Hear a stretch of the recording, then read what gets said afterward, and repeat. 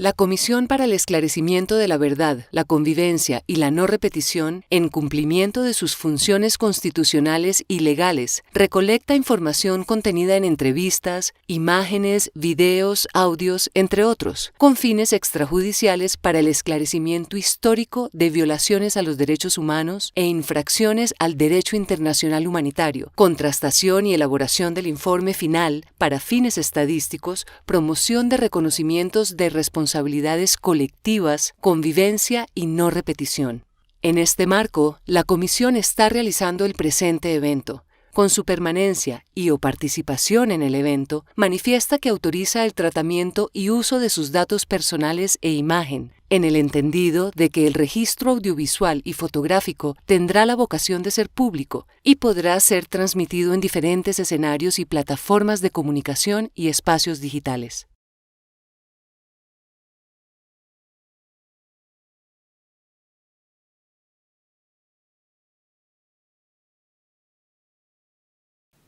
Buenas tardes. Les saludamos desde las instalaciones del Cantón Occidental Caldas, donde se llevará a cabo esta contribución a la verdad y reconocimiento de responsabilidades del coronel en retiro Hugo Aguilar Naranjo. Esta es la última sesión de una serie de encuentros y toma de testimonios que la Comisión de la Verdad ha realizado con el coronel Aguilar desde hace varios meses ya. El coronel Aguilar hizo parte de la Policía Nacional de Colombia entre el año 1976 y 1994. Fue diputado en el 2001 al 2002 y también fue gobernador del departamento de Santander entre el año 2004 y 2007. El coronel Aguilar fue diplomático en España entre el año 1987 y 1988. En Argentina también fue diplomático entre el año 1991 y 1992. Estuvo en Comisión de Estado en la Escuela de las Américas en el año 1990 y fue ascendido al rango de coronel en el año 2004. Asisten a esta contribución por parte de la Comisión de la Verdad el director del Objetivo de Reconocimiento, Pavel Santo Domingo, y Betty Monzón, quien ha sido la coordinadora de las contribuciones a la verdad desde la Comisión de la Verdad. Los temas para tratar durante esta contribución van a ser los siguientes: mecanismos para obtener información, política y paramilitarismo, relación de la policía con los carteles y policía y paramilitarismo. Les voy a contar un poco cómo va a ser la metodología de esta contribución, que va a ser muy similar a las contribuciones que hemos realizado durante todo el mandato de la Comisión de la Verdad. Vamos inicialmente a que Pavel y Betty nos den una explicación sobre el objetivo de esta contribución. Vendremos con la motivación a contribuir al esclarecimiento de la verdad por parte del coronel en retiro, Hugo Aguilar, y en segundo momento ya tendremos el inicio formal de esta contribución de la verdad alrededor de las preguntas que hemos planteado y que ya les mencioné. Entonces, le voy a dar la palabra en este momento a Pavel y a Betty para que nos den una introducción a esta contribución. Muchas gracias, Marta. Buenas tardes, Pavel. Buenas tardes, señor Aguilar. Agradecemos su presencia en este espacio. Y queremos empezar contando un poco que este es el cierre, ya lo mencionaba un poco Marta en la introducción, este es el cierre de un proceso de contribuciones de manera privada que usted ha hecho a la Comisión de la Verdad y se cierran hoy con este espacio que hemos enmarcado en la ruta de contribución a la verdad y reconocimiento de responsabilidades que viene desarrollando la comisión desde el mismo momento de su creación. Entonces queremos, señor Aguilar, invitarlo a dar un saludo y a que nos cuente un poco sobre su motivación a hacer esta contribución a la verdad. Buenas tardes, un cordial saludo para todos los asistentes. Primera medida, mis agradecimientos al padre Francisco de Ruz, a quien le elevé mi petición voluntaria de poder participar en la Comisión de la Verdad para el reconocimiento y responsabilidades. Me ha motivado porque quiero contribuirle al país con algunos aportes que son muy importantes para que este informe final de la Comisión tenga un efecto positivo para las nuevas generaciones de Colombia. Muchísimas gracias. Gracias, coronel. Pavel, no sé si quiere decir algunas palabras. Les voy a contar un poco que este espacio del día de hoy va a tener dos grandes momentos. El primero, nos vamos a concentrar en la contribución a la verdad, y en segunda parte vamos a concentrarnos en lo que es el reconocimiento en sí de responsabilidades. Entonces, Pavel, si quieres, iniciamos de una vez con la contribución. Sí, gracias. Bueno, decir que el reconocimiento de responsabilidades para la comisión es fundamental, es uno de sus objetivos, es fundamental para las víctimas del conflicto armado, para el país, porque es la forma que en este marco de justicia transicional y restaurativa podemos enfrentar el pasado, poder ponerle rostro y poder evidenciar qué cosas fueron, digamos, vulneraron derechos, hicieron daño a las víctimas y al país, y de esta forma pues evidenciar que este tipo de hechos y de prácticas pues no se repitan. Y en ese orden de ideas el reconocimiento de responsabilidades es fundamental, y en ese sentido pues agradecer mucho al coronel Aguilar por su disposición en aportar y en poder hacer este tipo de reflexiones. El primer punto que quisiéramos abordar tiene que ver con mecanismos y prácticas para obtener información durante su paso por la policía, y en sesiones previas pudimos abordar varios de esos mecanismos y de estas prácticas. Quisiera preguntarle al coronel pues, que nos pudiera contar un poco de qué se tratan estas prácticas y estos mecanismos. Procesos de inteligencia contra las organizaciones al margen de la ley, la información se obtiene a través de dos sistemas, los sistemas electrónicos y los informantes. En los electrónicos está la intercesión física, el escaneo, la triangulación o radiogonometría, la infiltración, también se acude al apoyo del avión fantasma, y la cooperación internacional de las agencias como es la DEA, la CIA y el FBI. Y los informantes, pues hay tres clases de informantes: los informantes por recompensas, los otros informantes es aquel voluntario que, si bien es cierto no tiene ningún interés económico, pero en la experiencia de por sí tiene algún interés por algún conflicto que tenga con la organización al margen de la ley. Y el otro es el informante capturado o retenido. En la intercesión física yo quiero dejar claro que hoy los tiempos han cambiado. Anteriormente los organismos de inteligencia o la sala de intercesiones podíamos interceptar a todo el mundo, ministros, gobierno, hasta el propio presidente, empresarios, porque era la forma de poder tener actualización, y también por seguridad del Estado, también por la misma forma de darle apreciaciones de inteligencia qué estaba sucediendo en el país, no solamente a nivel de político, sino también a nivel de seguridad, sobre las acciones de los grupos al margen de la ley, como la subversión. En cuanto a los informantes, hubo unas situaciones bastante delicadas, que era para el informante por capturado, se utilizaban las torturas o los golpes. Quiero decirle que no es la Policía Nacional que sea una política de ella, sino muchas veces los hombres que participan en estos procesos se salen de los cauces legales y utilizan estos mecanismos. También los mecanismos electrónicos, la corriente eléctrica o lo que llamamos apretar o acariciar. Llegó en un momento que cuando se le colocaba al capturado la corriente eléctrica dejaba unas marcas, y posteriormente estos cables se les colocaba un trapo para que no le dejara marcas en el cuerpo.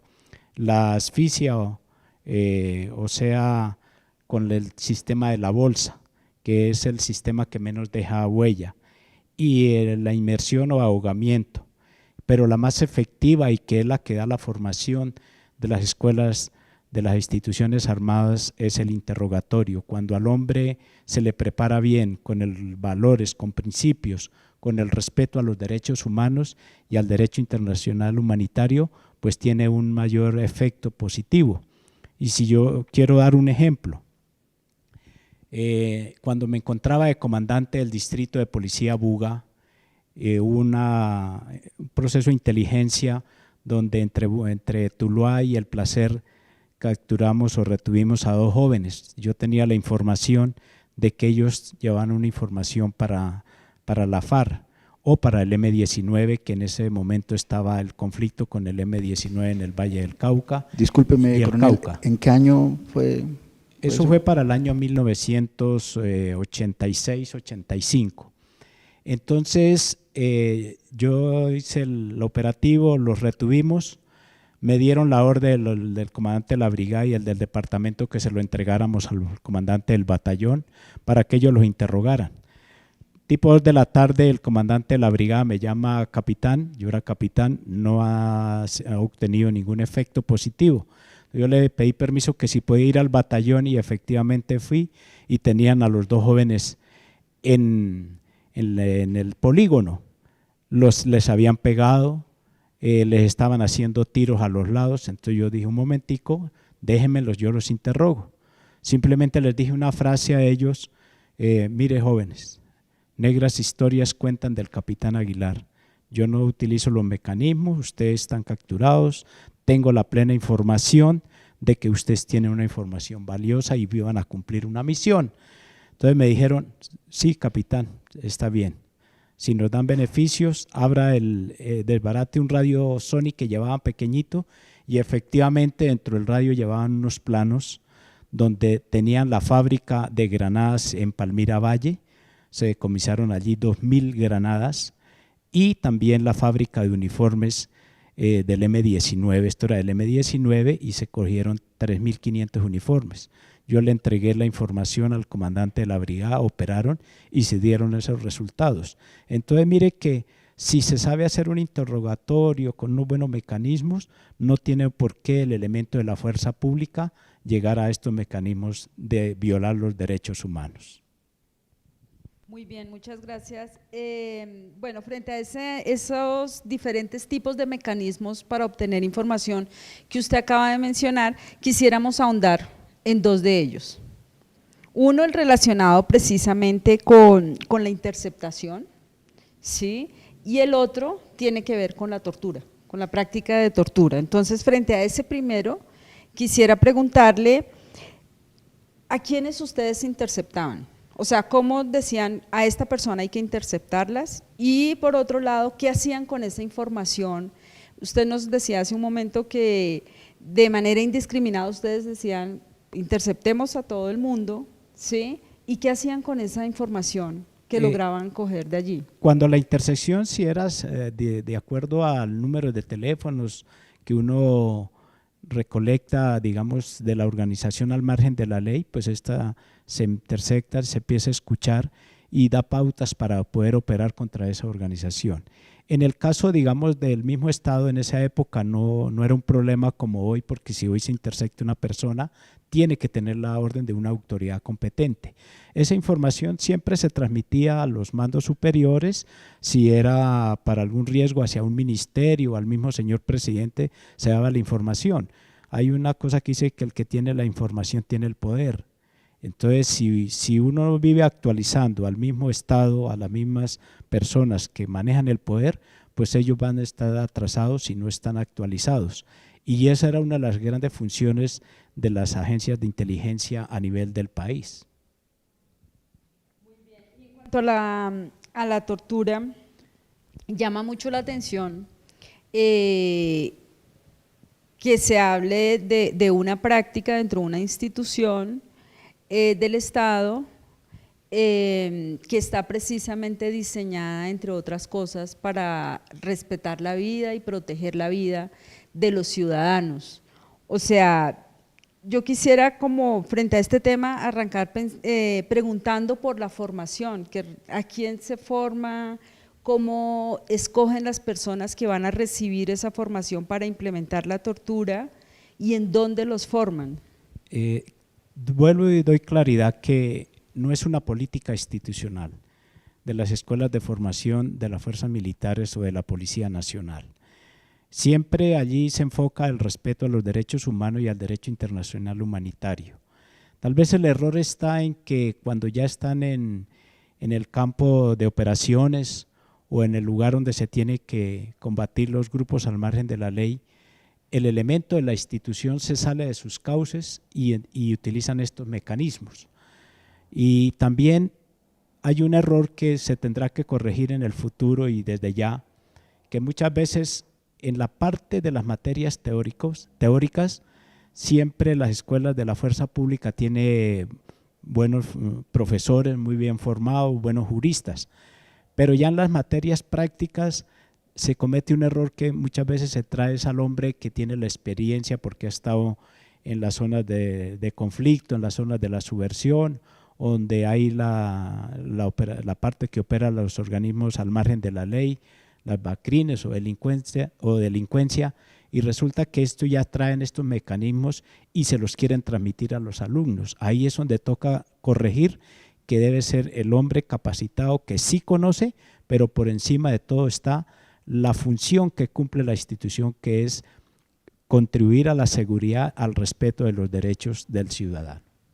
Muy bien, dentro de esas formaciones que usted fue destacado para recibir en otros países, ¿usted tuvo la posibilidad de conocer si esta práctica se incorporaba en otros países? Cuando yo estuve en España, me enviaron durante un año a hacer el curso de operaciones especiales con la Guardia Civil Española. Y dentro de las prácticas era un curso de operaciones especiales donde tiene una serie de fases, es decir, allí se forma un verdadero hombre de intervención y de combate, preparado en todas las fases de tiro explosivo, operaciones helicoportadas, moto todoterreno, rescate, francotirador, y tuve la oportunidad de estar con el curso y la Guardia Civil operando en el País Vasco, en una realidad cuando estaba la guerra contra la ETA. Y en una de las operaciones de que nosotros hicimos o presenciamos, porque acompañábamos a la Guardia, pudimos observar que en el afán de tener la información donde se encontraba un zulo, allá le llaman zulo, es a una caleta donde está armamento o dinamita o explosivos, utilizaban este mecanismo. En ese afán no se utilizaba el interrogatorio, entonces nosotros nos hacíamos como seña entre los colombianos que estábamos allá que se practicaba también ese método cuando debía ser un interrogatorio. No sé si era por el problema tan grave que tenía España de la cantidad de atentados terroristas, pues ellos querían descubrir dónde tenían la dinamita o las bombas preparadas para hacerlas explotar. Yo quiero aprovechar esta parte un poco de su paso por diferentes escuelas internacionales para preguntarle una que hace parte de su hoja de vida, que es la Escuela de las Américas. Quisiera preguntarle un poco cuál fue esa experiencia que se vivió allá, cuál era el objetivo que se formaba y si eso también tenía que ver con estas prácticas y estos mecanismos que estamos conversando. La Escuela de las Américas siempre tuvo como una apreciación negativa a nivel mundial, que era la escuela donde se formaban los dictadores. Yo tuve la oportunidad en el año 1994, después del operativo de Pablo Escobar, de estar en la Escuela de las Américas. Pude compartir aula durante 2 meses con el expresidente Hugo Chávez y realmente la formación allí se llevaba para hacer el curso de Comando Estado Mayor y Problemas Latinoamericanos. Pero dentro de su formación, que prácticamente era teórica más no práctica, sí observábamos algunas prácticas, sobre todo con la Marina, pero era una formación de cómo aprender a gobernar, cómo tener los conocimientos políticos administrativos para poder gerenciar un país. En sí era eso, y también el conocimiento.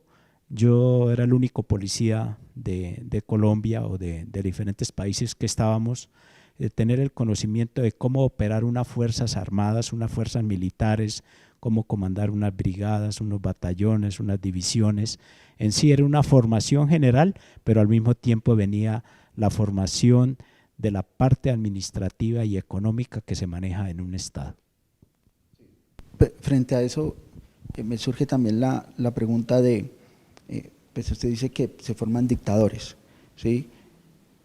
En lógica de que las fuerzas militares participen en política o que, digamos, o en un eventual caso puedan acceder al poder. Era como preparar al oficial de la fuerza pública para en un momento de asumir un gobierno de facto tuviese esa capacidad de direccionar un Estado, pero al mismo tiempo tenía una presión muy fuerte de las ONGs defensoras de los derechos humanos y que al final ellas ganaron porque llegaron a cerrar la Escuela de las Américas. Hoy en día ya no existe.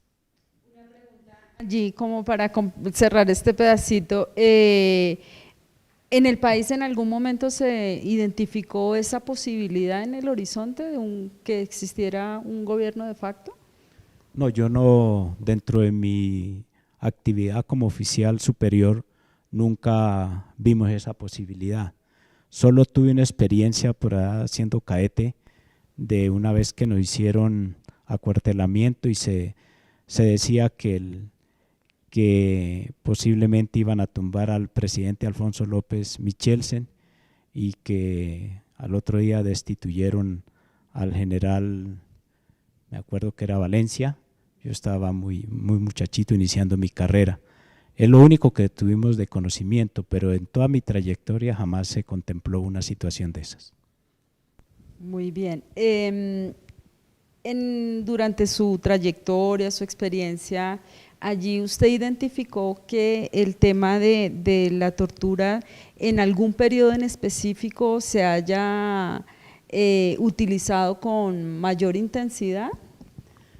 La tortura hubo una época, yo pienso que la violación de los derechos humanos en la época del mayor conflicto de Colombia fue de los años 80 al año 90, donde está el conflicto con los carteles, el conflicto con la misma subversión, llámese FARC, Ejército de Liberación Nacional y EPL.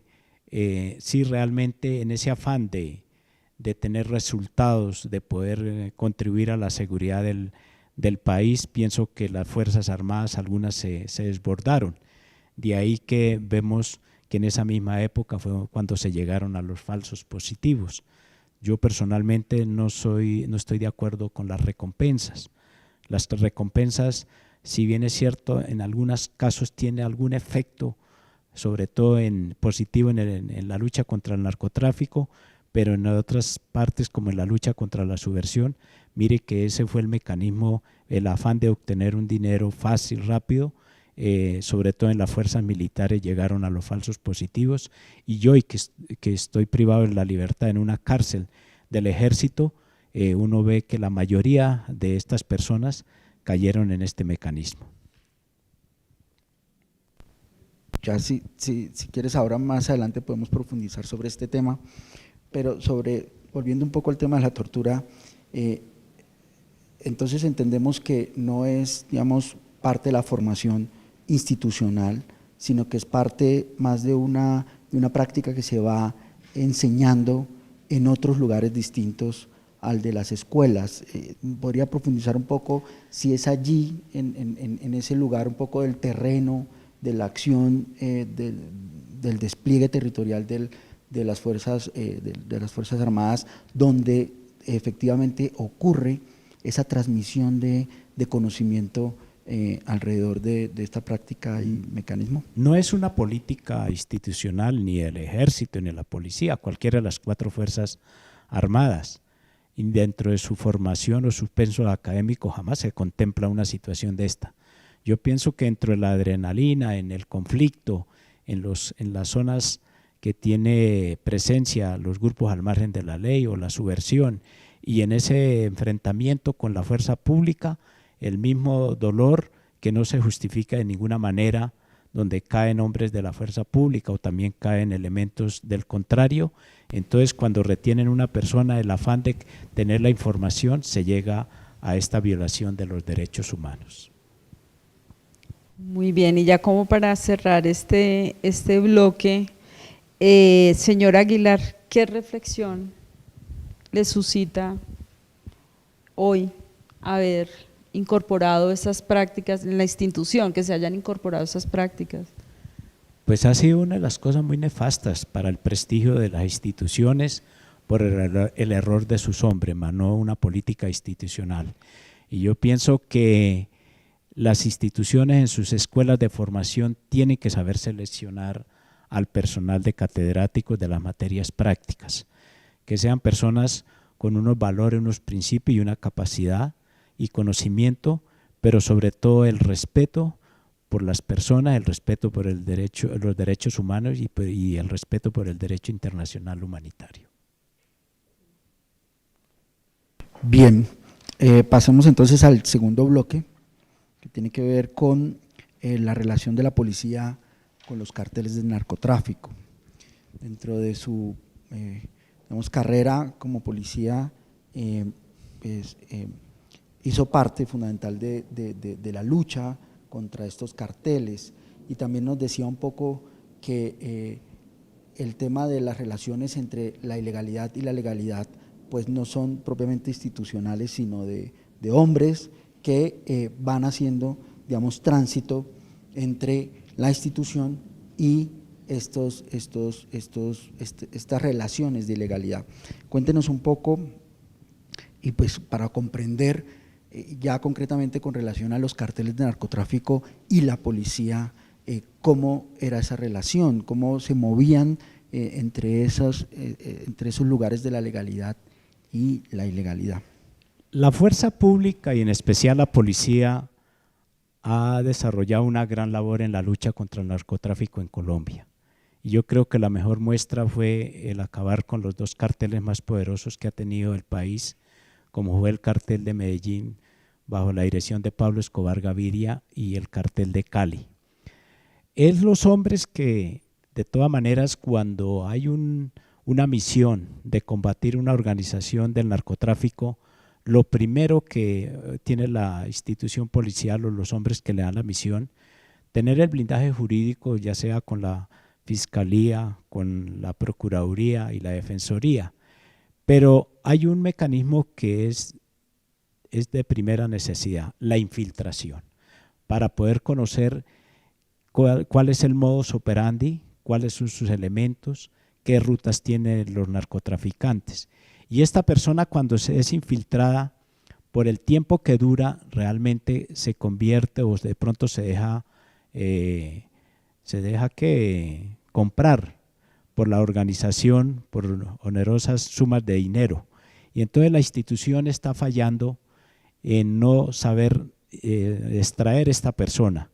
Y al final la judicializan, la convierten que es cómplice y el desprestigio viene para la institución policial o la institución que tiene la misión de combatir el narcotráfico.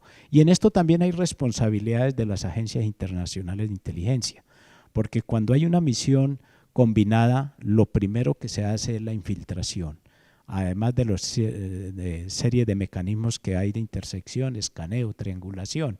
Entonces la policía como tal no es que ella tenga una política de ir a tener relaciones con las organizaciones o bandas de narcotraficantes, no, son elementos que tienen la misión y que al final le fallan a sus principios, a sus valores y también en la formación. Cuando se habla de la legalidad al servicio de la ilegalidad, yo tengo una experiencia realmente con el caso del coronel Danilo González cuando nosotros estuvimos en el bloque de búsqueda. Una de las misiones que teníamos aparte de la inteligencia, y yo comandaba también el grupo de operaciones especiales, era ir conformando y ir elaborando todo el proceso de inteligencia para combatir después de lo de Pablo Escobar al cartel de Cali. El mayor Danilo González era un hombre, y nosotros habíamos trabajado en Cali o en el Valle, conocía muy bien el modus operandi del cartel de Cali, y también era un hombre muy sagaz en la inteligencia. Y al final él fue el que fue entregando todo el proceso de inteligencia a los mandos de turno para combatir ese cartel. Pero posteriormente a él lo dejaron solo y terminó siendo infiltrado por el cartel del norte del Valle, luego transó una guerra con algunos miembros del cartel de Cali y finalmente pues se convirtió en un narcotraficante. Y yo recuerdo cuando estuve en los Estados Unidos que la misma DEA, tuve la oportunidad con los compañeros que tuvimos en Medellín, de que me informaron de que Danilo ya era un capo de la mafia y que lo iban a extraditar, que le iban a quitar las visas. Yo traté de reunirme con él para decirle que mire, que hablara con la DEA, que eso todo en la vida no era dinero. Ya él no escuchaba a su compañero de trabajo del bloque de búsqueda, sino ya fue una persona con un vocabulario totalmente diferente. Entonces este hombre que estuvo en la legalidad terminó convertido en la ilegalidad y lo dejaron abandonado y le permitieron que avanzara tanto que al final fue un capo de la mafia y terminó siendo asesinado por sus propios escoltas, y no sabemos hasta la presente quién pagó por su asesinato. Dentro de esas relaciones y dentro de su conocimiento, cuéntenos un poco qué niveles jerárquicos existían, digamos, en esas relaciones entre el narcotráfico y la policía. No, digamos relaciones entre el narcotráfico y la policía no, que hubo elementos y todavía se ve, de hay gente comprometida que está en la lucha antidrogas y que de un momento a otro terminan involucrados, pero en el conocimiento que nosotros tuvimos en la época de inteligencia y de combatir a los narcotraficantes, pues fue unos resultados efectivos por parte de la Policía Nacional. Y realmente hubo una conjetura en la época del bloque de búsqueda. ¿Por qué? Porque había una guerra entre el cartel de Cali y el cartel de Medellín. Entonces, cuando nosotros recibíamos informantes, aquellos que no cobraban ninguna recompensa, no querían absolutamente ningún beneficio, suponíamos que era que ese informante venía del cartel de Cali. ¿Por qué? Porque tal vez el cartel de Cali, y era así, tenía el interés de que su enemigo más grande que tenía era Pablo Escobar Gaviria, pero que hubiese una complicidad con la institución o con los mandos institucionales, en mi época que yo operé y trabajé para el país y para la institución, no. Pero cuéntenos un poco también como las dimensiones de esa relación. En las sesiones previas nos contabas un poco el tema del hombre del maletín, por ejemplo, y cómo efectivamente de los carteles iban, digamos, cooptando y ganando miembros de la policía. Cuando nosotros asumimos la lucha contra el cartel de Medellín, el bloque de búsqueda, nos encontramos que realmente estábamos enfrentando no solamente a Pablo Escobar Gaviria, sino a un grupo de inteligencia que había en Envigado, que era parecido a un F2, que estaba al servicio de Pablo Escobar Gaviria, y también descubrimos que prácticamente Pablo Escobar tenía penetrada toda la fuerza pública, y en ese entonces existía el mensaje del hombre del maletín negro, era aquel que pagaba la nómina a todos de los miembros de la fuerza pública. Nosotros logramos descubrir ese mecanismo a través de un local donde alquilaban las películas para Betamax. Entonces veíamos y observábamos que entraba muchísimo gente de la fuerza pública y alquilaba su película, y la información que teníamos era que en la película, ahí en el cassette, iba el dinero que le pagaban mensualmente, y efectivamente logramos capturar a un señor mayor y a unas personas de menos rango que llevaban el dinero fruto del pago por parte del cartel de Medellín. ¿Qué mecanismo se asumió? Totalmente una serie de traslados para poder no detenernos a hacer investigación y dedicarle el tiempo a hacer judicializar y castigar a esta gente, sino nos dedicamos a la misión que teníamos, que era de capturar o dar de baja a Pablo Escobar si se enfrentaba con el bloque de búsqueda. Bien, frente a esa experiencia en el bloque de búsqueda, usted hizo referencia al papel y al rol que jugaron las agencias internacionales como la DEA, el FBI y la CIA. Cuéntenos un poco esa relación, cómo fue ¿Cuál fue como el objetivo de esas agencias en el país y en la cooperación con el bloque de búsqueda? El éxito del bloque de búsqueda estuvo basado también en el apoyo internacional de los Estados Unidos a través de las dos agencias que más participaron en esa lucha, que fue la DEA y la CIA. Ellos tenían una misión específica que era toda la preparación en la parte electrónica, en el entrenamiento del combate urbano y rural y sobre todo en los sistemas de intersección, la utilización del avión fantasma. Sin embargo, como les narré antes, hubo una experiencia cuando usted me preguntaban de la legalidad al beneficio de la ilegalidad. Hubo un momento en que nosotros pudimos acorralar a Pablo Escobar combatiendo al Frente Sexto de la FARC que operaba en San Carlos, Antioquia, también bloqueando al Magdalena Medio, donde operaba Henry Pérez de las autodefensas, pero quedaba una sola zona que era el corregimiento de las Mercedes del Magdalena Medio antioqueño.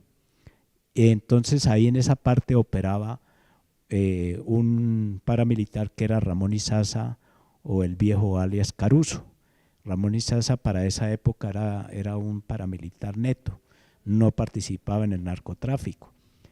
Y la DEA hizo un acuerdo con él, yo los acompañé a reunirse con él, donde se le daba todo el apoyo para que bloqueara la entrada de Pablo Escobar en esa parte del Magdalena Medio, porque alias Ramón Izaza era un enemigo contundente y Pablo Escobar lo quería asesinar.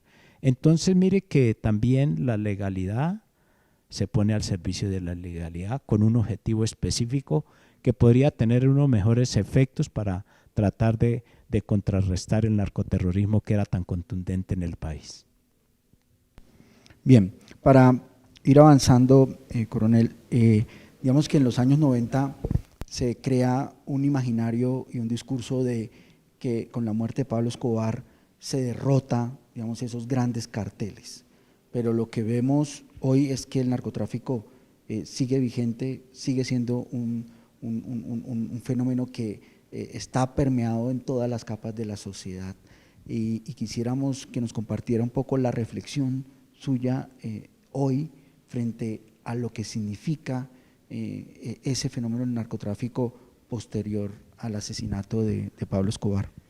Los que tuvimos la experiencia de servirle a Colombia a través de la Policía Nacional en la lucha antidrogas o contra el narcoterrorismo, y cuando se aniquila totalmente al cartel de Medellín y se captura, y algunos que dieron de baja del cartel de Cali, creí personalmente, y muchos y todos los colombianos creíamos que el narcotráfico llegaba a su punto final. Y mire que eso no fue así. ¿Por qué?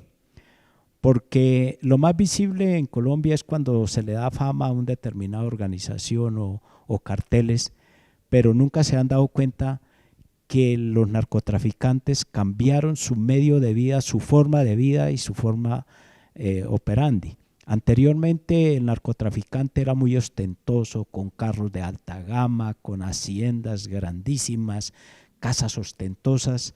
Hoy no, hoy el narcotraficante es de bajo perfil, dio una visión de participar en la parte empresarial.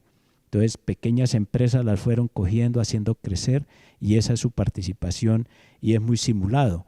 Por eso nunca han podido descubrir a los narcotraficantes. Yo creo que el cartel más grande de las drogas en Colombia está en Bogotá, y han podido ver cómo los crecimientos también en otras ciudades como Antioquia, como Medellín, como Barranquilla, inclusive hasta la misma tierra nuestra de Santander, el mismo Cali, un crecimiento económico, un desarrollo, y téngalo por seguro que ahí es algunas, no todos, porque no podemos hablar de los grandes empresarios e instituciones que contribuyen a la economía del país, pero ahí está la mano del narcotráfico en Colombia. Y otro fenómeno y reflexión que no estamos haciendo en el país es que en la época de los años 90, el narcotráfico, la droga que se producía en Colombia, se exportaba en su mayoría. es decir, un 15, un 10% se quedaba para el consumo. Hoy el 60% de las drogas que se producen en Colombia se consumen en el país y el resto se exporta. Por eso nosotros vemos que cada día hay mayores decomisos, mayores cultivos, más laboratorios, más organizaciones, entraron también los carteles de la misma subversión. Entonces, esta lucha contra el narcotráfico está perdida. Yo la veo totalmente que no ha tenido los efectos positivos que se espera y que espera el mundo entero. Mire, cuando, por ejemplo, cómo se distrae hoy a las autoridades, cogen una mula en el aeropuerto o cogen una maleta con 2, 5, 10 kilos de drogas y ahí se distrae toda la fuerza, los organismos de inteligencia se van allá, el escándalo periodístico y autoridades judiciales, bueno, y por detrás está saliendo los grandes cargamentos, ya sea para los Estados Unidos o para Europa. Frente a eso, entonces, ¿cuál reflexión nos queda un poco frente a esa lucha contra las drogas? ¿Qué cosas se deberían hacer distintas para que efectivamente podamos tener pues un objetivo mucho más Lo primero efectivo? es que hay que cuidar nuestra juventud y nuestra niñez. Hoy los jíbaros están regados por todos los colegios en las zonas urbanas y en las zonas rurales. Entonces ellos saben que el potencial cliente está en la niñez y en la juventud. Entonces ellos van regalando la droga y hasta que ya lo tengan intoxicado ya es un cliente potencial. Entonces no se está haciendo nada absolutamente en la parte de prevención, no hay programas de prevención. Usted ve programas de diferentes índoles en los medios de comunicación, pero en la parte de prevención para contener el consumo de los alucinógenos en nuestro país, en nuestra juventud, no se está haciendo absolutamente nada. De ahí que vamos a tener un futuro muy nefasto y vemos muchos muchachos completamente ya contaminados, familias sufriendo de ver que su hijo ya es un consumidor. Bueno, este bloque anterior nos permite hacer un poco de tránsito al siguiente tema y es abordar esa relación entre la policía y el paramilitarismo, ¿sí? Y es precisamente en el marco de esa lucha contra el narcotráfico que se empiezan a tejer como una serie de relaciones, puntualmente en ese hecho puntual de asesinar a Pablo Escobar, se empiezan a tejer una serie de relaciones entre el bloque de búsqueda y las autodefensas, ¿sí?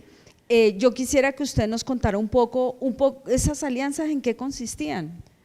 Cuando se crean los paramilitares en Colombia, yo pienso que tuvo un gran afecto de la población colombiana y de la misma fuerza pública, porque creían que era el mecanismo, siendo ilegal, de cómo contrarrestar la subversión y el crecimiento de la subversión en Colombia. Y realmente uno se sorprendía, y lo pude observar ya estando retirado de la institución, que donde había un distrito de policía, una estación de policía, un batallón, donde había jueces, inspectores de policía, alcaldes, todo el poder judicial, y en las mismas cabeceras municipales operaban los paramilitares. Entonces se hicieron los indiferentes, dejaron que operaran, quisieran, y prácticamente los frentes y los bloques de los paramilitares mandaban en las ciudades, en las áreas metropolitanas, mandaban en los municipios, en los departamentos, en los corregimientos, y cuando ellos se involucran en narcotráfico, pues empezaron a hacer peor el remedio que la cura, y empezaron a atropellar a la población y prácticamente fueron cómplices indirectos la misma fuerza pública y las mismas instituciones del Estado. Cuando me hace la pregunta sobre la relación de algunos miembros de las autodefensas con el bloque de búsqueda, no fue una relación. En una ocasión hicieron una llamada a los mandos del bloque en Medellín, donde el general Maza Márquez le decía al comandante del bloque de búsqueda que recibiéramos a 2 informantes que tenían la anuencia del gobierno nacional y de los mandos a nivel nacional de recibir esos 2 informantes. El propio comandante de nosotros, que era el coronel general Hugo Martínez Poveda, cuando nos advirtió a los dos oficiales que comandamos la inteligencia, que era el mayor González y el suscrito, entonces van a venir 2 informantes, estén pendientes. Cuando llegan los 2 informantes directamente a la escuela Carlos Holguín, donde era la base del bloque de búsqueda, el coronel Martínez, en ese entonces era coronel, observa que es alias Don Berna y Carlos Castaños. Él nos dice: ustedes reciban a esos 2 bandidos, yo no hablo con ellos. Y nosotros los recibimos con el mayor González, los atendimos a Don Berna y a Carlos Castaños, y nos dieron la información de que en la parte alta del poblado había una caleta donde encontramos 800 cantinas de leches armadas con metralla, dinamita y todo su dispositivo para obturarlo, es decir, eran 800 bombas que iba a hacer estallar Pablo Escobar. Igualmente habían 70 fusiles AKM-47 y Carlos Castaño nos entregó las coordenadas donde Pablo Escobar se encontraba en el Magdalena Medio antioqueño por el lado de la Danta. El mayor González recibió toda la información, la procesó y la analizó, y yo preparé el operativo. Me fui a operar con mi grupo especial de 50 hombres, más aparte los helicópteros artillados, tanquetas y cerca unos 1000 hombres que llevaban del bloque de búsqueda uniformados. Cuando por el despliegue de la cantidad de fuerza pública por orden de los mandos, que los comandantes en Bogotá del bloque de búsqueda era el general Guzmán y el general Vargas Silva, dijeron que tocaba operar en esa forma, no tipo comando, y claro, la seguridad de Pablo Escobar vio el despliegue o se observó el despliegue, y cuando llegamos al sitio hacía 1 hora que se había ido. Se fracasó en la operación. Posteriormente interrogamos a Don Berna y a Carlos Castaño cuál era el interés que ellos tenían de dar esa información, porque no pedían absolutamente nada. Y nosotros sabíamos que ellos hacían parte de la organización terrorista de Pablo Escobar. Entonces de él nos expresaron que Pablo Escobar había asesinado a uno de los Moncada y a uno de los Galeanos, y que también los quería asesinar a ellos, y que iban a suministrar la información para que cayera Pablo Escobar. Ese fue el contacto, y se comprometieron no volver a colocar, porque en ese entonces Carlos Castaño era alias el Fantasma y era uno de los que colocaba los carrobombas. Eso lo tenía muy bien detectado. Y se comprometieron que no volvería Pablo Escobar en la parte del Magdalena Medio antioqueño y boyacense, o sea, por el lado de Puerto Boyacá, a que volviera a entrar a esa zona, y que darían la información si en algún momento la volvían a tener donde estaba ubicado Pablo Escobar. Esa fue esto. Entonces de ahí que hubo una conjetura después, cuando ya aparecen los Pepes, que era que la relación del bloque de búsqueda venía desde esa época. Y yo, hoy que estoy preso por el tema de la parapolítica, de ahí me adjudican que la relación mía venía desde esa época. Quisiera preguntarle, o sea, como este tipo de relacionamiento funcional del que usted acaba de contar, ¿qué alcance tuvo en el Magdalena Medio y en Antioquia? A nivel de beneficio para la lucha contra Pablo Escobar, absolutamente nada, solamente lo de las bombas y los fusiles decomisados. De resto no, porque Pablo Escobar se ubica en el área metropolitana, cambia su forma de operar, la forma de moverse, y todo el proceso para ya darlo de baja, o porque se enfrentó, que yo fui el que comandé el operativo, se centró en la parte de la información electrónica, de la triangulación a través de un radiotonsos o el sistema de radiogonometría, que en eso fue fundamental la DEA, porque ellos fueron los que suministraron el radio. Aprovechar este tema de la DEA para preguntarle si conocían de esa relación o esa entrevista que se tuvo con Carlos Castaño, y cuál era el alcance de la participación de la DEA tanto con el bloque de búsqueda como con esos grupos paramilitares. Una de las condiciones que puso Carlos Castaño de seguir colaborando era que se le facilitara una entrevista con la DEA. Por supuesto, la DEA estaba ubicada, sus hombres que estaban delegados estaban ubicados ahí en la escuela Carlos Holguín. Y efectivamente ellos tuvieron una entrevista, pero esa entrevista nosotros ya no tuvimos alcance ni participación. La participación de la DEA con el bloque de búsqueda era todo el apoyo financiero, si se tenía que pagar una recompensa, los medios económicos también para la parte logística del bloque de búsqueda y todo el entrenamiento, los sistemas electrónicos, los aparatos que ellos traían modernos, los suministraba la DEA directamente. Y la parte de entrenamiento de combate, tanto rural como urbano, siempre vivían dándole actualización a nuestros hombres. Entonces usted no conoció, digamos, el resultado de esa entrevista que sí se dio. La entrevista sí se dio, pero ya fue una entrevista secreta de Carlos Castaño con uno de los agentes de la DEA. Un poco también me queda la pregunta de esa financiación de la DEA, ¿qué alcance tenía? Porque me dices que, digamos, de apoyo logístico, habían otras formas de financiación hacia el bloque de búsqueda. No, la parte, digamos, del Estado, pues teníamos nuestros salarios, la protección a las familias, los medios logísticos en cuanto a instalaciones, alimentación, y la parte ya de, digamos, para mover los helicópteros, para mover los mismos desplazamientos, pues se hacían con recursos de la DEA y todo esto tenía un control directamente por la Policía Nacional y los agentes que estaban allá encargados. Solamente una vez se pagó una recompensa cuando un niño dio la información sobre alias Tyson.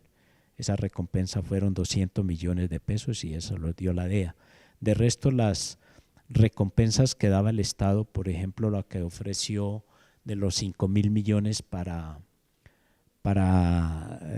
coger a Pablo Escobar, esa recompensa, como no la invirtió porque fue a través del sistema electrónico su ubicación, la repartió entre los hombres que participamos en el operativo, que fuimos 23 hombres, de los que hoy vivimos 10 y el resto han sido asesinados, a excepción del coronel Martínez o general Martínez, que murió de un infarto. Muy bien, digamos que hoy hemos podido conocer, cuando digo hoy no es en este momento sino el país, al día de hoy ha podido conocer en qué se ha derivado y en qué han terminado muchas de esas relaciones de la fuerza pública con estructuras paramilitares y de las autodefensas. ¿Qué reflexión tiene usted hoy de eso? Yo lo que veo es que el bandido es bandido y las personas que participamos en la legalidad y que hicimos parte de unas instituciones que lo han entregado todo por el país, pero que también han cometido errores, es que eso atrae unas consecuencias muy graves. Hoy observa uno, y lo dije anteriormente, que muchos miembros de la fuerza pública se encuentran judicializados, unos han sido condenados, otros están en las cárceles precisamente por esas relaciones y que conllevaron a uno de los episodios más nefastos que fue los falsos positivos en Colombia. Sobre eso nos contaba un poco de lo perjudicial que fueron, digamos, la política de recompensas, cómo esa política de recompensas fue alimentando una serie de relaciones de informantes, también de grupos de autodefensa con la institucionalidad. Yo quisiera un poco que pudiera como profundizar en esa reflexión del por qué ese sistema de recompensas alimentó esta práctica de ejecuciones extrajudiciales mal llamadas falsos positivos. Hubo dos situaciones que se presentaron en el país. Una, la presión del mando superior hacia los subalternos de los resultados. y los resultados se medían eran por bajas, mas no por capturas ni por colocar a disposición de las autoridades competentes elementos bajas a muertes. Sí. Por colocar a disposición las personas de las autoridades competentes. La otra fue que establecieron y siguen todavía, porque uno lo escucha, ya está uno alejado de la fuerza pública, escucha el sistema de las recompensas. Entonces, cuando aparecen personas muy hábiles y que saben que se van a ganar unas gruesas sumas de dinero, empezaron a venderle a los mismos hombres de la fuerza pública, sobre todo especialmente en el ejército, que ellos tenían la información, dónde, por cuál sitio iba a pasar una patrulla de la guerrilla, y que de lógico ahí podían operar y tener los resultados de bajas o capturas. Pero como eso no existía, estas personas avivatas y algunos se dejaron, de los miembros de la fuerza pública, se dejaron penetrar, se convirtieron en cómplices, y fue cuando empezaron a llevarse en gente inocente, uniformarlas, llevadas engañadas, que iban a cuidar cultivos de coca y muchas cosas, y operaban y efectivamente daban de baja y eran gente inocente. Entonces mire, por eso mi posición personal, las recompensas, si bien es cierto, tienen de vez en cuando un efecto positivo, no es lo mejor que puede existir. Bien, pasemos entonces al siguiente momento de la contribución, que tiene que ver con la relación entre la política y el paramilitarismo. Quisiera empezar este bloque con una pregunta, y es cómo el coronel Aguilar empieza a participar en política. A mi retiro de la Policía Nacional, cuando regreso de los Estados Unidos, yo me radiqué en San Gil y allí gerenciaba una empresa de familia y también era catedrático de la universidad en la Facultad de Derecho y en la Facultad de Administración.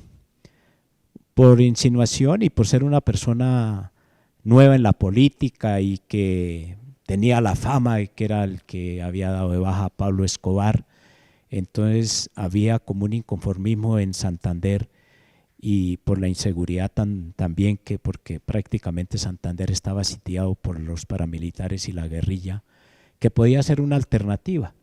Yo empecé por la parte baja participando en un consejo de San Gil, en un cuarto renglón nos quemamos. Después vienen las elecciones al Congreso y le coordiné la campaña al candidato senador Hugo Serrano y a Jorge Gómez Celis a la Cámara, y había una alianza entre Convergencia Ciudadana y el Partido Liberal. En el año 2000, cuando yo quiero participar como candidato a la Asamblea, el Partido Liberal me niega el aval porque dice que toca hacer fila. Entonces, como yo tuve la relación de coordinación ahí en la campaña del Congreso con Convergencia Ciudadana, yo acudí a Luis Alberto Gil Castillo que me diera el aval, y efectivamente me dio el aval para ser diputado de Santander. Y antes de iniciar ese proselitismo para la Asamblea, el general Durán Quintanilla, que era el comandante de la Policía de Santander, ya en su salida se despidió y me dijo: Aguilar, usted entró a ese partido, tenga cuidado porque hay una amenaza de que van a matar a la directiva del partido Convergencia Ciudadana, y esa misión como que la va a cumplir alias Camilo Morantes, de las autodefensas de San Rafael de Lebrija, del municipio de Río Negro. Nosotros, ¿qué hicimos? Acudimos a la policía y con los directivos de Convergencia Ciudadana. La policía solamente envía un policía a la sede y las amenazas seguían contundentes. Entonces el partido busca un contacto con Camilo Morantes. Yo los acompaño a Luis Alberto Gil, a Jairo Céspedes, a Nelson Franco, a un muchacho Rodríguez y otras personas a San Rafael de Lebrija. Llegamos a una cafetería en el parque, y estando ahí en la cafetería llegó un emisario y les dijo contundentemente: Camilo Morantes le manda a decir que con el coronel Aguilar no tiene nada que hablar. Yo me retiré, me subí a mi vehículo, que era un vehículo de vidrios oscuros, me quedé ahí, y al rato llegó Camilo, parecía un Rambo, con una cantidad de hombres armados, hicieron la reunión. Cuando él se retira, los directivos, en el vehículo mío se fue Luis Alberto Gil y Jairo Céspedes, que era el gerente de la ARS de Soxalú, que fue una ARS muy grande del país, y nos venimos conversando y le dije, ¿qué pasó?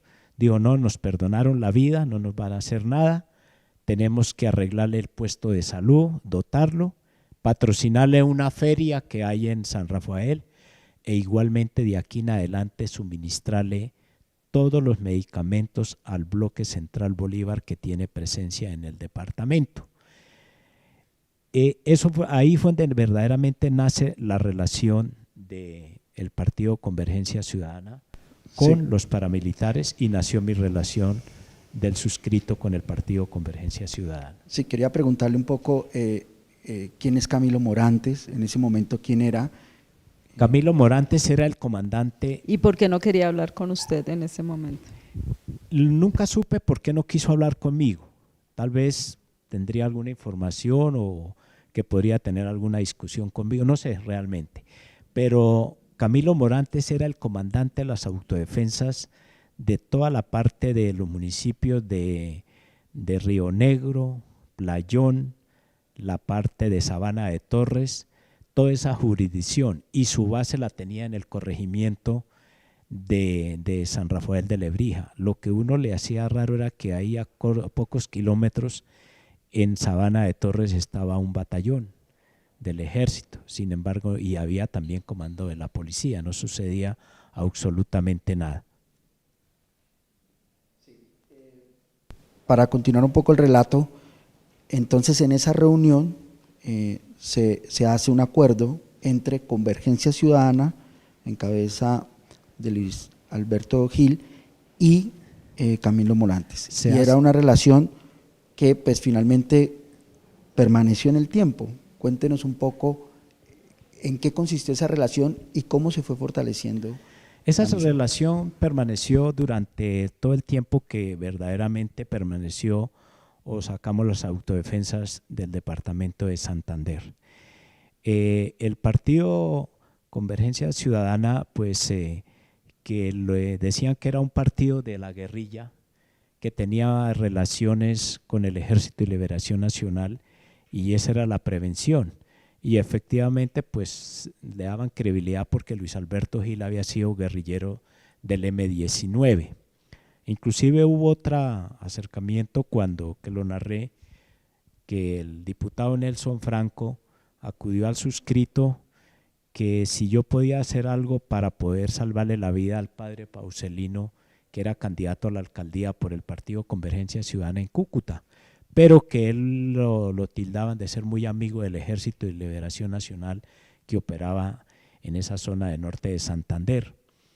Sin embargo, pues las directivas, le dije, yo tengo un sargento que fue el que hizo la conexión entre Carlos Castaño y Alia Lomberna en el bloque de búsqueda, pues vamos a buscar un contacto. Efectivamente el sargento Moreno, que inclusive ya lo asesinaron, él buscó el contacto en Córdoba, yo viajé con él y en un hotel del centro de la ciudad, en Montería, me entrevisté con alias Don Berna, ya era uno de los jefes de las autodefensas en Córdoba, y le dije sobre la situación que se estaba viviendo con el padre Pauselino.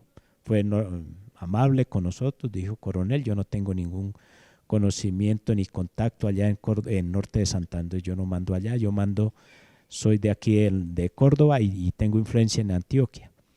Me regresé y le informé al doctor Nelson Franco. Por desgracia, posteriormente, a los pocos días, asesinaron al padre Pauselino en norte de Santander. Entonces Convergencia se convierte como en un partido que tiene como la tranquilidad de que no lo van a molestar más y que no van a asesinar sus directivos. Pero para esa época de elecciones, como la época de elecciones que yo participé para la gobernación y salí elegido gobernador, ningún político de Santander lo puede negar, y el que lo niega está siendo mentiroso, que para poder hacer proselitismo político tocaba pedirle permiso a las autodefensas en cualquier parte del departamento. Yo lo hice siempre a través de los líderes y que por ese nefasto error hoy estoy preso. Ese ejemplo que usted acaba de tocar, que en Santander no se podía hacer política si no se tenía como de alguna manera el aval de las autodefensas, ¿usted conoció de otros departamentos que hubieran pasado por esa misma situación? Que yo conozca no, pero pienso que sí, porque ellos tenían el dominio, ellos mandaban en los municipios, en los corregimientos, en los departamentos, en las mismas áreas metropolitanas. Mi departamento lo sufrió, yo tuve que pedir permiso para hacer el proselitismo y por eso dicen que a través del constreñimiento pues me apoyaron para ser elegido gobernador.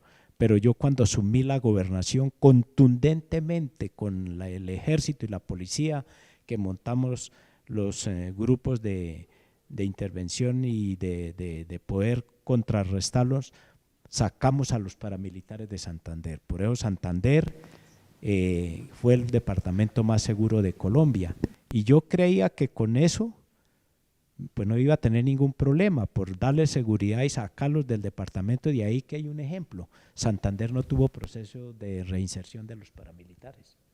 ¿Cómo se entiende eso? Que en campaña haya recibido el apoyo y ejerciendo el mandato los haya combatido, o sea, ¿cómo se entiende eso? Yo decir que les pedí que me apoyaran a través de los líderes para hacer el proselitismo, yo mandaba decir, si piden permiso y pues no tengo problema, yo voy. Y hacía las reuniones y me decían, venga que ya se pidió el permiso. Y todos los candidatos lo hacían lo mismo.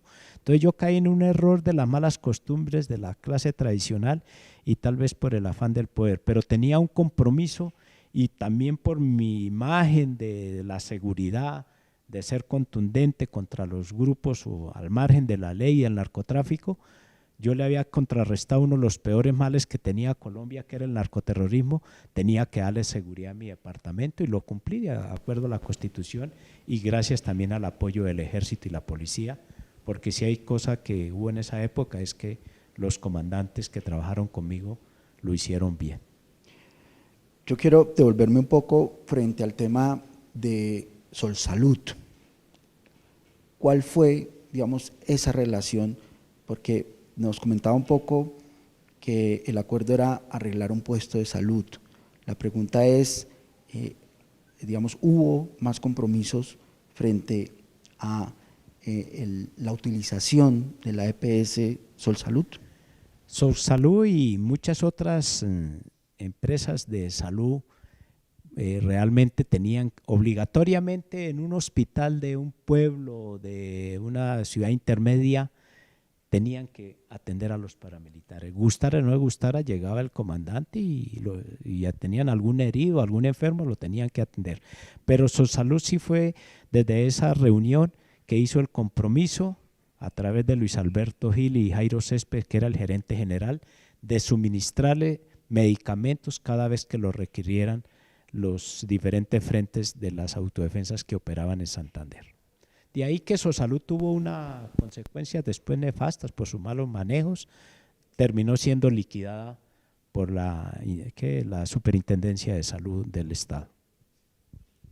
Frente a esa relación, un poco de ese gana-gana entre las autodefensas y Convergencia Ciudadana alrededor de la utilización de la salud, pues el Bloque Central Bolívar en concreto pues no tenía solamente presencia en Santander. ¿Se podría explicar de alguna manera el crecimiento de Convergencia Ciudadana a través también de la presencia del Bloque Central Bolívar en otros departamentos y en otras regiones del país? Yo veo que el crecimiento digamos, en Santander de Convergencia Ciudadana se dio por el buen gobierno que yo hice. Porque cuando yo fui gobernador el partido sacó 2 senadores, sacó 4 o 5 representantes. El gana-gana que tuvo Convergencia Ciudadana a través de la ARS Solsalud fue que no lo siguieran molestando y realmente yo me di cuenta que sí Jairo Céspedes le daba los medicamentos a esta gente, pero en el departamento de Santander. pero ya a nivel nacional sí es muy difícil poder uno concretar una situación de estas. Bien, entonces volvamos un poco al departamento de Santander. ¿Podría ya, digamos, con la distancia temporal, podría ayudarnos a hacer de pronto un mapa del departamento de Santander y la presencia de los grupos paramilitares en el departamento? Sí, claro, el departamento de Santander en la parte del Magdalena Medio estaba el grupo que comandaba Camilo Morante en los municipios que ya describí. En la parte de Barranca Bermeja tenía otro comandante que era alias 70. Allí tuvo una situación bastante delicada con el exalcalde Cote Gravino, que lo chantajeó y tuvo que dejarle dineros, y bueno, eso ya es un conocimiento que él tuvo su investigación. En la parte de lo que es Cimitarra, la zona de Carare Opón, ya era otro bloque diferente, que era el de alias Botalón, eso era independiente al bloque Central Bolívar. En la parte de la provincia de García Rovira, la provincia de Vélez, mandaba alias Alfonso. En la provincia de Guanentine Comunero estaba el bloque Cacique Guanentá y el bloque Comuneros, que lo comandaba alias Víctor y alias Mateus. Y en el área metropolitana lo comandaba alias Ronald. Esa era la distribución que tenía las autodefensas en el departamento, es decir, prácticamente todo el departamento tenía presencia de las autodefensas. ¿Qué no creció con las autodefensas como sucedió en otras zonas? Fue el narcotráfico, porque ellos, aparte de la cuota que le cobraban a empresarios, comerciantes, ganaderos, palmicultores, que obligatoriamente tenían que pagarles, ellos tenían otra fuente de ingresos, que era el tubo, o sea, de Ecopetrol. Entonces de ahí que ellos en Santander no les interesó mucho el tema del narcotráfico, y de ahí que no se incrementaron ni los cultivos, ni se incrementaron los laboratorios, a pesar de que tiene una topografía un poco agreste. Preguntas. La presencia de otros grupos armados como el ELN durante su gobernación. El ELN tenía influencias en dos zonas muy fuertes, y más por la topografía. Estaba en la serranía de los Yariguíes, por el lado de Simacota y Chima, que era muy difícil que entraran allí las autodefensas o la fuerza pública. Y también una célula que todavía existe es en el páramo de Cerrito. Esa zona todavía existe el Ejército de Liberación Nacional. Y la parte minera, en la parte alta de Suratá, Tona, Berlín, también hubo una célula, pero el batallón de alta montaña que ubicó el ejército los pudo sacar. Y una zona fuerte del Ejército de Liberación Nacional, a pesar de que estaban las autodefensas y estaba el ejército, fue en Uribe, porque esa es una guerrilla nativa que inclusive por orden de el presidente Uribe tuvo que hacer bombardear esa zona para poder sacar el Ejército de Liberación Nacional, que hoy se dice que nuevamente retornó a esa zona. La FARC, su presencia realmente fue muy poca, porque la mayor parte la tenía por el lado de Carcassí, con límites de Boyacá. Entonces se la pasaba entre Boyacá y Santander. De resto, en esa parte ya la FARC no operaba. Nos contó un poco el mapa de la presencia del paramilitarismo o de las autodefensas en Santander. ¿Y cuál fue la participación de esas autodefensas en la política? Específicamente, ¿podríamos de alguna manera hacer un mapa de los alcaldes y líderes políticos de acuerdo como a esa presencia de las autodefensas? Ellos, más que colocar candidatos y todo, se ufanaban de que tenían que pedirle permiso. De ahí que a Ernesto Báez, en una declaración que yo jamás hablé con ese hombre, jamás, y lo dijo en la corte cuando lo llamaron a declarar, pero sí dijo una frase: En Santander no se movía la hoja de un árbol sin el permiso de las autodefensas, porque tenían un dominio en el departamento y así en otros departamentos. Esa relación o esa, digamos, obligatoriedad de pedir permiso regía solamente con Convergencia Ciudadana o era, digamos, extensivo a otros partidos políticos? Todos los partidos o los candidatos de los diferentes partidos para hacer el proselitismo político tenían que pedirle permiso a las autodefensas. De lo contrario era difícil que pudieran hacer política.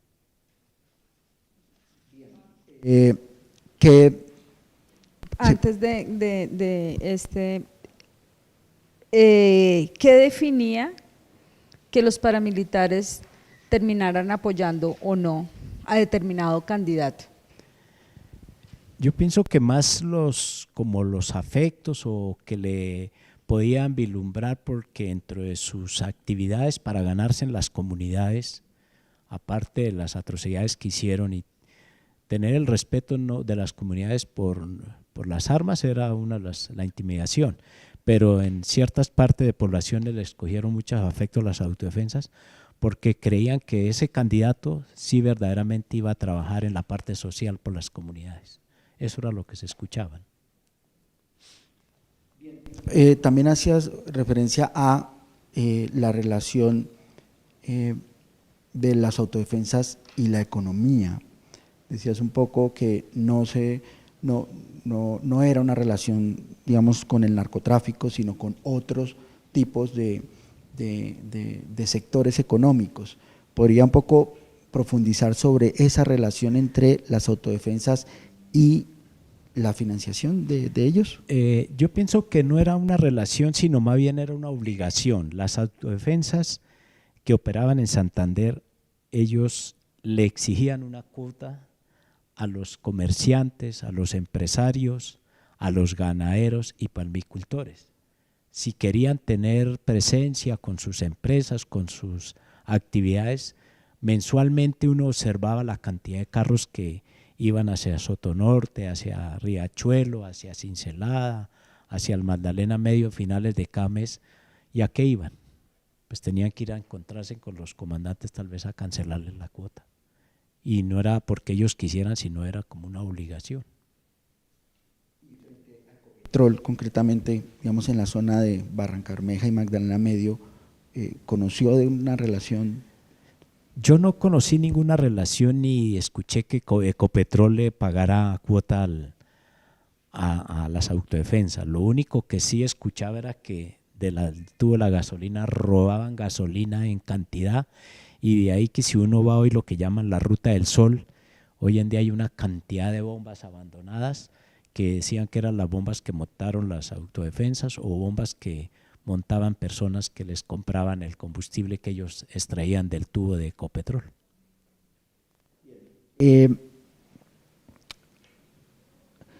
Cuéntenos un poco frente a, desde lo que usted conocía, qué pactos se hicieron, digamos, entre los políticos y las autodefensas. Es decir, hablaban del pacto de Encino, del pacto de Riachuelo, pero yo creo que ahí nacieron era porque cuando iban los comandantes, y eso lo hacía era Ernesto Báez, porque uno escuchaba, de que llamaba a los políticos, a los candidatos, y allá los reunía y les daba instrucciones y una cantidad de cosas. Yo me acuerdo que en una ocasión, cuando hicieron la reunión de Encino, yo alcancé a ir hasta la cantera y estando allá yo dije no voy y me devolví. Y para allá uno observaba que iban una cantidad de políticos, por los carros los observa uno que iban cantidad de políticos a reunirse. Y el tema era que si no le pedían permiso a las autodefensas no podía continuar siendo candidato, tenían que retirarse de la candidatura porque no podían hacer sus reuniones políticas con las comunidades. Ese era el tema que ellos hacían. Se hablaba también mucho de que ellos no necesitaban pedirle contratos a los alcaldes, ni al gobernador, ni a ningún en esto, sino que ellos directamente extorsionaban a los contratistas. Realmente durante mi gobierno yo no tuve ya, porque prácticamente los paramilitares salieron en la época de que iniciamos el gobierno y vino el proceso de paz que estableció el doctor Álvaro Uribe.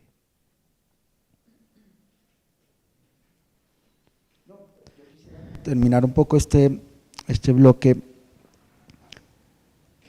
preguntando un poco, entonces, ¿qué significa hacer política en Santander con la presencia de las autodefensas y con ese nivel de control tan alto? Era una época muy difícil y había, digamos, yo también fui indiferente, porque nosotros cuando fui diputado, los 19 diputados sabíamos de la presencia de los paramilitares, del sometimiento que tenían en el departamento, también de la presencia de la guerrilla, y era un silencio absoluto.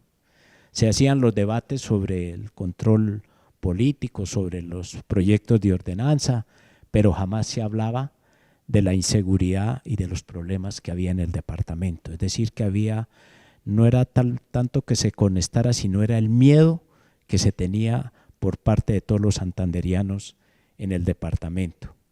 Hoy la política pues sigue siendo conflictiva en el sentido de las rivalidades que hay entre los partidos y los candidatos, pero cambió totalmente porque ya no hay la presencia de los grupos al margen de la ley. Se teje y se dice entre las comunidades que ya viene avanzando nuevamente la subversión en esa región. Durante su gobernación se dio el proceso de negociación con las autodefensas. ¿Cómo se vivió ese proceso de movilización, pues tanto nacional como en lo regional? A nivel del departamento no hubo proceso de reinserción porque las autodefensas se habían replegado ya al sur de Bolívar, es decir, en el departamento no hubo proceso de reinserción. Lo que sí, yo tuve que ir a Realito cuando fue el proceso y la entrega a las autodefensas, porque hacía parte como gobernador de la Comisión de Paz, y entre esos hacíamos parte 3 gobernadores: Trino Luna del Magdalena, el gobernador del Cesar y el gobernador de Santander, que era el suscrito. Nosotros asistimos, llegamos, nos sentamos, escuchamos los discursos, terminó los discursos y cada uno para su región. Eso fue lo que tuvimos de participación en el proceso de paz con las autodefensas. Bien, gracias. Vamos a dar paso al segundo gran momento, que es el reconocimiento de responsabilidades. Debo recordarles que desde el inicio de su mandato, la Comisión de la Verdad diseñó y propició espacios públicos y privados, donde tuvo lugar el reconocimiento de responsabilidades de forma individual y colectiva de diferentes actores que de manera directa o indirecta hicieron parte o han hecho parte del conflicto armado en el país. Estos encuentros se desarrollaron a partir de una ruta metodológica contenida en el documento marco del objetivo de reconocimiento de la Comisión, que contempló también la preparación a las víctimas, pero también la preparación de los responsables. En lo público, estos encuentros fueron llamados o conocidos como los encuentros por la verdad y de reconocimiento de responsabilidades. Fueron todos actos conmovedores que nos permitieron ver la grandeza de las víctimas en acoger esta decisión de los responsables al reconocer su participación y su responsabilidad en estos hechos, pero también la de los responsables al tratar de hacer este reconocimiento para dignificar a las víctimas. Entonces, dando este contexto, vamos a darle paso al coronel Aguilar para que haga el reconocimiento público de su responsabilidad.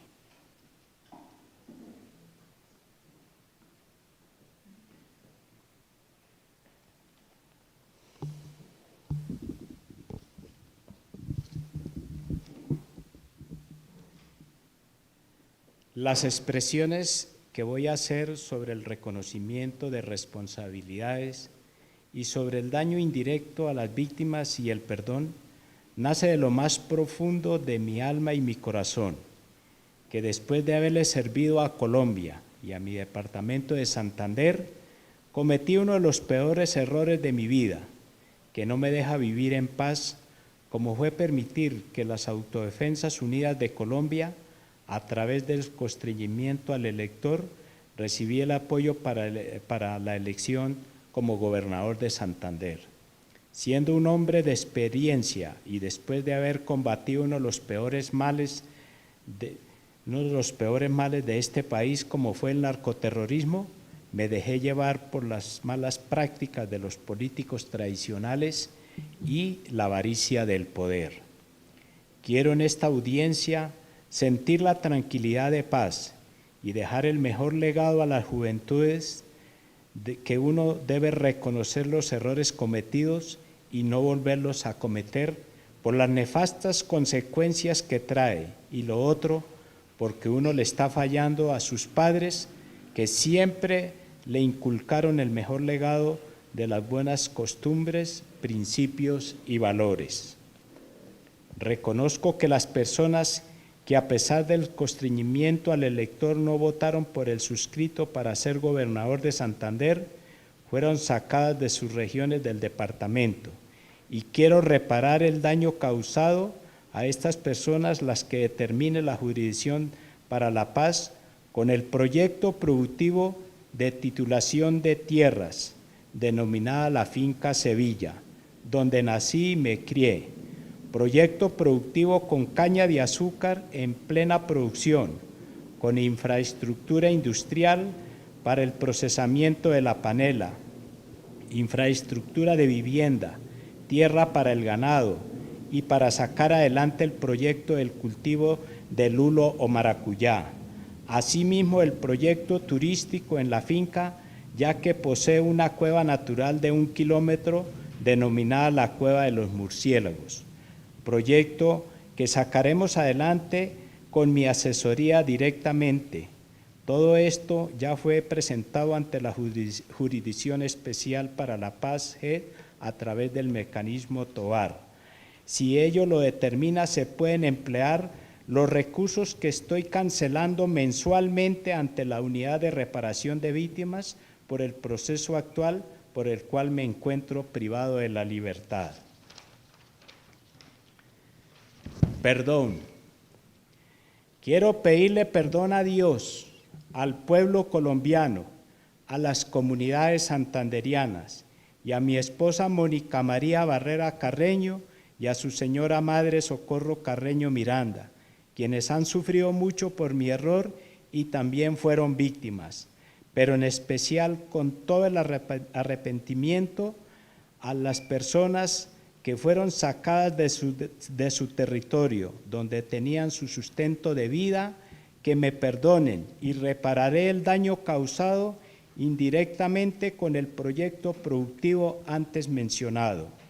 Mi interés especial es poderme reunir con las víctimas reconocidas para apoyarlas y asesorarlas y sacar adelante los proyectos planificados y mejorando su calidad de vida. Mi compromiso hoy aquí ante la Comisión de la Verdad es contribuir a la verdad, a la reparación y no repetición. Que Dios quiera que los colombianos, su clase dirigente, diferentes estamentos de la sociedad y los actores de la violencia nos pongamos de acuerdo y logremos la paz que tanto hemos anhelado en esta patria. Basta ya de tanta violencia y corrupción. Basta ya de tanta injusticia social, basta ya de continuar construyendo un futuro nefasto para las nuevas generaciones.